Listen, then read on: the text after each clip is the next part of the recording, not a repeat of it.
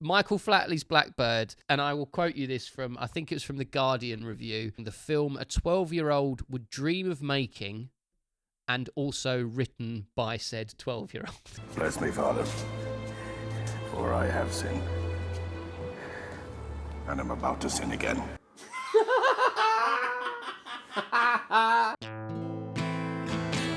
Bedtime Babble. A former Bond who's out the game because of a tragedy that's not... What? What's the tragedy, Dave? The tragedy itself is tragic in so much as it's you were laughing about it. No, I'm not laughing about the tragedy. I'm laughing about the way he acts during the tragedy. Yeah. Which might be his cum face. Whilst he's watching this. He wrote, he directed, and he starred in... And produced. This movie, funded with his own money. Yep. You ready? Yeah.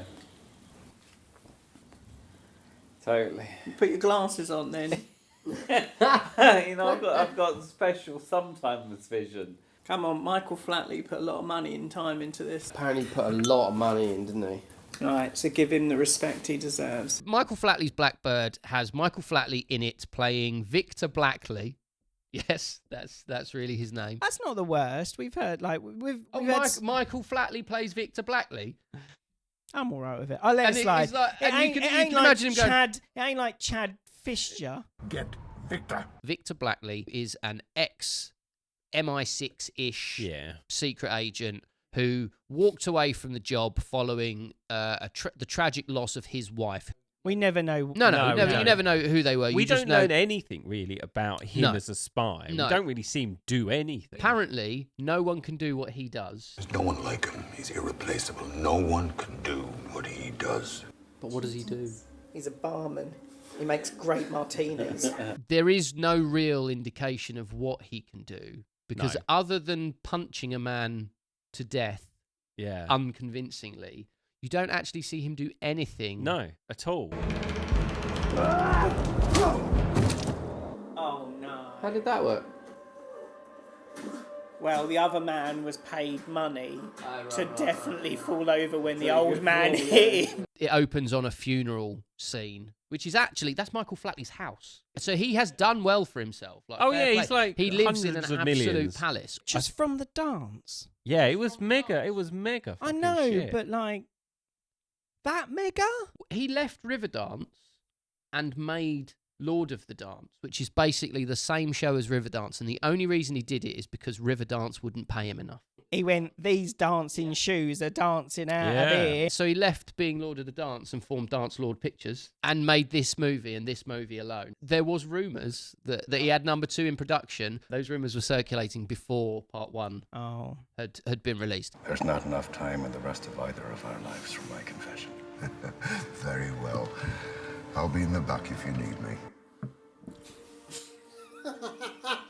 What do you want to do to me in the back? The whole story is built around a stolen formula on what's called the hollow coin, which is basically the MacGuffin. But that's got a formula on it, and the formula that's on that is being sold by Blake Molyneux, who's our bad guy, played by Eric Roberts.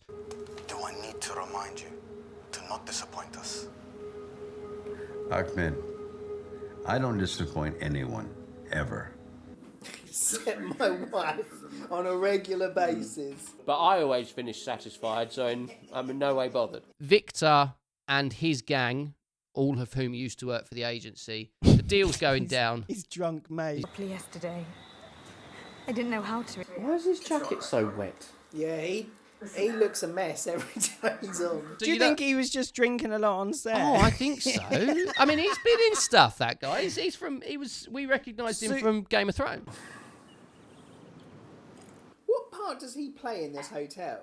Just hangs about, doesn't he? Is he like the concierge or whatever? Because he looks a mess. Yeah, that's what I mean. He looks like a drunk. Does he have a character arc that he is drinking too much and he needs to pull himself together? Yes, so his character arc is such. Michael Flatley appears out of somewhere in the woods to go find his burning wife. Nick, who is our sweaty drunk friend, she was clearly with him. He obviously feels some sense of guilt or responsibility for what happened to Michael Flatley's wife. So he sticks with him for the whole, we work in the Barbadian. I mean, he's done all right. I was going to say, oh, well done. He's stuck. Really put himself out by moving to Barbados and living in a luxury hotel. Little penis. So no, there isn't an arc. Basically, no, there's not really. There's no discernible.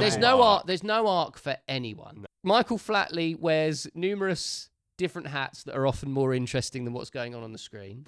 Victor, I love you like a brother. I know you're hurting, but we have to do something about this. Swapping the hat.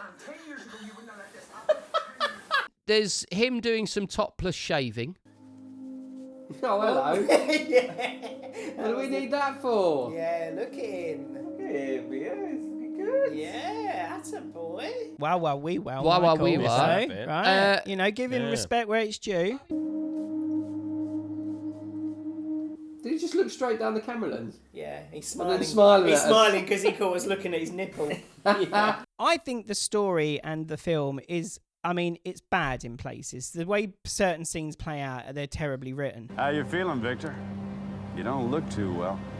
Don't worry about me, son. I'm firing on all cylinders. But the overall idea of an ex-spy that gets caught up in this weapons deal sort of thing, and he's like, I don't want anything to do with it, and his mate's like, you got to do something about it. It's like, yeah, all right, that's kind of cool, and there's not much action because he's an older bloke now, and he just runs a hotel, and he's quite happy doing that. I think that's not a bad premise. But what makes it so weird is that it's him.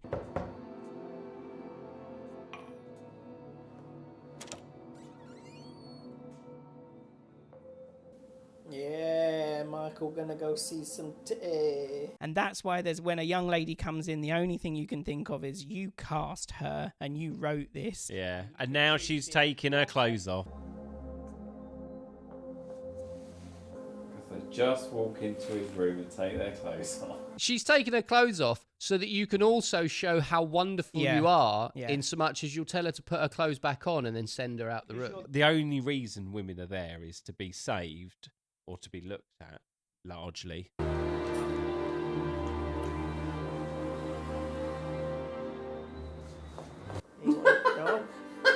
That was weird. He just wanted to check it was there. Yeah. Because there is the other spy, the woman that turns up at the hotel later on. Vivian. She's an ex-spy, and she doesn't know that the person she is engaged to get married to is... For 5 years. For 5 years is dodgy in any way. What about me? I've been living with this man for the last 5 years. Loving him. I've been elbow deep in this man. Yeah, she didn't pick up on his... It's unreal. Is everything okay? Everything's fine. If everything was fine, he wouldn't have just done this. Yeah, they weren't whispering in his ear. Oh, the cake's arrived. Anything from the dessert trolley, sir? Eric Roberts is just stereotypical 80s bad guy. Relax, James. Will you get this done? Get back to work. Get it done well. Because if you don't, I won't be very happy. He's terrible. He's so limp. There is, he is though, isn't he? Yeah. He's like Frau. He doesn't care. And then when Michael Flatley comes along and goes to dance with his fiancée in front of him, and he doesn't even look, and you're just like, yeah, you're not looking because you don't want to get involved, because I think one little slap and you'd break. He wasn't even watching. Who's this old granny next to you? She's particularly guilty in this film of horrific overacting when it comes to facial expression. She has the best line in the whole film, though. Keep underestimating him. He's the Blackbird, you fool. Shut up. He's the Blackbird, you fool. At the point at which she delivers that line, he's the Blackbird, you fool. It should mean something. Yeah. Because of everything that's been before, but like he hasn't done anything. No. You do realize you're gonna die. Shall we dance? Oh my God. No.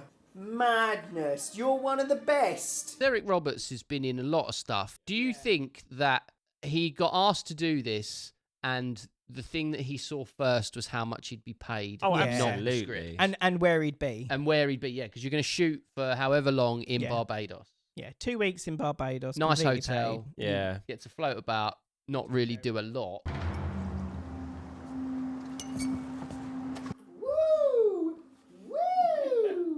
He won't be laughing, will he, when he puts them all out for all his guests and he has one missing? One of the reviews I read about this said that this film is like all the bits in the film where you'd go and have a wee, but it's just that's the whole film. When's something actually going to happen in this film? Maybe now. Building the tensions. Just Yeah. because it ain't Beekeeper. Ah, that's such a great film, though. It was a $3 million budget, and it made an estimated $140,000 at the box office. Can I say, for $3 million... It's a good-looking It movie. looks good, yeah. Yeah. I go, yeah, it looks good. That's $3 million. Like, we've seen budgets on some of these films. Yeah. That's really... It does look good. Victor, I need to be alone, Madeline. There's someone next to you. You told them. And there's a man in front of you as well. It's got a look, and I like the look. I think it's well... It's well shot. made. It's Shot shot in very that nicely regard. in places. It looks like they've spent a lot of money on a lot of decent equipment. Yeah. And he Look at him. Holding that little cup. Look at him. Here we go. Sauntering around. They do a lot of one shots. Yeah. Like, well done, you've thought about this, but you just like... You learn how Are to you, do a are you thing. just showing off Yeah. that you're doing an unbroken shot? I do think sometimes people go with long shots, they just do them a lot, and you're just like, what's the point? Yeah. I mean, I love that they're doing it. It's a lot of effort. It's still one shot. But then he's done stage. Yeah, so... Like, it's the ultimate one shot. The only bit of action that actually Yeah. happens in the film happens off screen. You never had a heart to break. They're not even showing it. Before he was meant to meet up with them, he goes on a binge, a drink binge. Yeah. He's an ex-spy. He plays himself off throughout the whole film as being this guy who is level-headed, deals with it all quite sensibly. He even says, let's stay out of it. Oh, no. They killed... Matiti and shit. Yeah, I did like him. Well... No, I didn't care. I don't care. His mate dies, and I get it, that's bad, but you're a secret agent. You must have had mates die. Anyone that's been in the military has someone that's died on them, like someone they know. So, like, I get you'd be upset, but he goes on a drinking binge and then sleeps on the beach.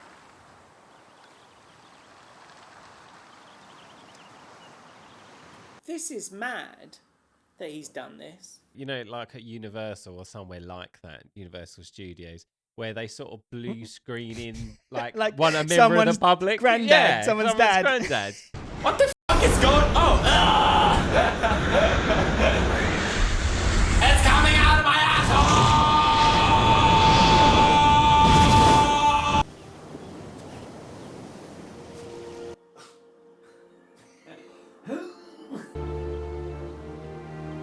It's getting late.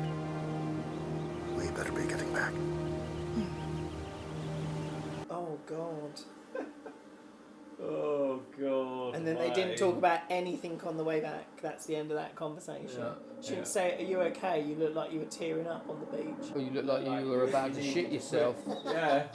He does not know how a raincoat works. No, he No. doesn't know how raincoats work. So there's a scene right at the beginning when he's at the graveside of his wife and he's pissing it down with rain.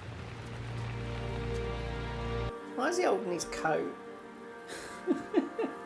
Because it's He such a needs nice to keep day. it dry in case it rains, Tom. And then at the end of the film, same scene, sort of, but obviously 10 years later, he's stood next to the grave, blazing sunshine, got a full coat on. He's got his coat on this time because it's not raining. He looked good though, didn't he? Oh, looked good though. I mean, did he? He definitely looks interesting in this film. Every time it turns to him and he's with his hat.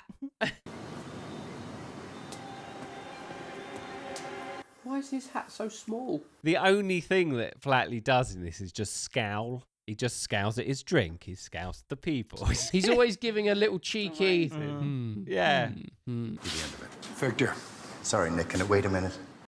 There's a whole Casino Royale style card game between him and Oh Eric Roberts. Proper getting their cocks out stuff, Yeah, isn't it? but it's like where they How long's yours? Can't imagine the strain that must have put on your heart. Have I said something to upset you? He's awful. He probably doesn't care though. Yeah. Where they're assessing or kind of observing each other's character traits. You can tell a lot about a man by the way he plays his cards. I can tell not very trusting. And I would be inclined to comment on the cleanliness of your attire and the smell.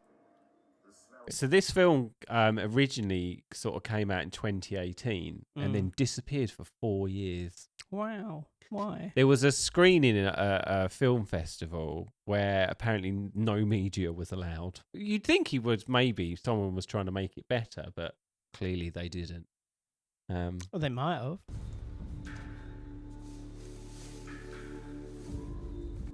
He had to lean so far across such a long table. I'm going to give this 1 because it is a good watch with mates on the first watch, but the second time round is just fucking boring. It was a real struggle to get through this one. So yeah, 1. It's a vagina. I'm gonna give it 1.5. It was fine. There were moments to laugh at, but ultimately it's not great, and I don't want to put it back on necessarily. So I'm basing it only on, if you watch this in a group with some friends, it is a solid 2. Yeah. If you sit and watch this by yourself, you take it upon yourself. That is your own fault. So Michael Flatley's Blackbird receives 4.5 out of 15. You'll notice we've also brought new microphones. New setup. New How did it setup. sound? Yeah, How did it look? hopefully Yeah. We're sounding more crystal clear. Thank you very much to The person who recommended Blackbird to us. more than once. And we do appreciate the recommendation. Thank you very much to our patrons. Thank you for Your continued support. that's the one. And if you liked this, you should like it. You should subscribe. You should tell your friends about us. And what else should they do, Christopher? Maybe seek out your local ice cream men and tell them, because I feel like they'd like it. Okay. It's quite a limited network. But you've got to go for those niches sometimes. Yeah, because that's how everyone gets big, isn't it? Yeah, by focusing on a very specific niche. Yeah.